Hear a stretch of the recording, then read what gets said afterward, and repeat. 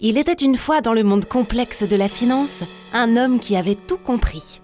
À ma fille présente, le professeur Spot fait la lumière sur les marchés financiers. Aujourd'hui, nous poursuivons notre rencontre avec les acteurs des marchés financiers. Après les principaux, intéressons-nous à un second cercle d'acteurs. Parfois moins visibles, ils sont néanmoins importants. Nous allons voir ensemble pourquoi. Il y a d'abord les autorités de régulation et de contrôle. Ce sont celles qui accordent l'autorisation d'exercer aux différents acteurs des marchés, qui agréent certains produits financiers et qui assurent la surveillance de l'ensemble. Certaines ont également le pouvoir de sanctionner ceux qui ne respectent pas les règles. Elles suscitent la confiance, sans laquelle les marchés ne peuvent fonctionner.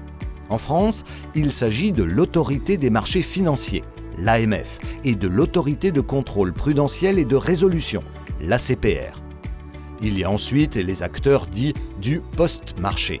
Ce sont ceux qui permettent que les échanges de titres et d'espèces entre acheteurs et vendeurs se réalisent à la date prévue et que les droits de chacun soient bien enregistrés.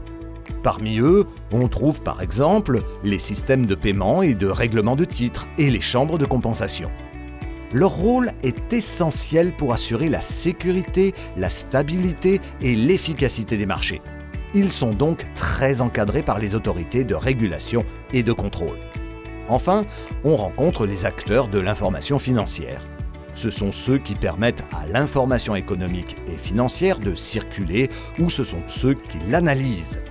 L'enjeu ici est crucial, car c'est à partir de ces informations que les investisseurs vont faire leur choix. Ce sont par exemple les agences de notation ou les analystes financiers. Ces acteurs vont émettre des notations ou des opinions sur les émetteurs, voire des recommandations d'achat ou de vente. De par leur impact potentiellement considérable sur les cours de bourse, leurs activités sont strictement réglementées. En résumé, vous l'aurez compris, il existe une multitude d'acteurs. Leurs rôles sont parfois plus ou moins connus du grand public, mais indispensables au bon fonctionnement des marchés financiers.